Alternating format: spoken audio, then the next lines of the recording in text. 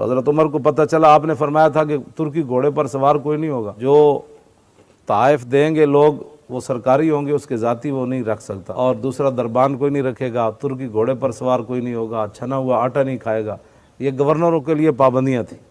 तो अबू मूसा अशरी के बारे में शिकायत मिली तो आपने बुला लिया, तो फरमाया कि ये तोहफे जो है तुम रख लेते हो, ये तो कौमी है। उन्होंने कहा जी ये मुझे देते हैं। फरमाया ये तुझे नहीं देते, तेरे ओहदे को देते हैं। बहरहाल हज़रत उमर ने उनका वो सारा कुछ कपड़े उतरवा के ना टाट का लिबास पहना कर बहुत सारी बैतुल माल की बकरियाँ, कोई 400-500 बकरियाँ आगे लगाईं। फरमाया जाओ जाकर ये चराओ आप। तो जब उन्होंने झिझक महसूस की तो फरमाया तुम्हारे बाप दादा यही काम करते थे, ये तो हुजूर की वजह है कि तुम्हें आज गवर्नरी मिल गई। काफ़ी अरसा गुजरा तो फिर हज़रत उमर ख़ुद तशरीफ़ ले गए जंगल में। देखा तो एक टीले के साथ हज़रत अबू मूसा अशरी बैठे हुए हैं और रंग जो है वो जर्द है, बकरियां चर रही हैं। आप जब गए तो मिले तो फरमाया अब तो तोहफ़ा कोई नहीं बेचता तुझे। कहा नहीं मुझे समझ आ गई।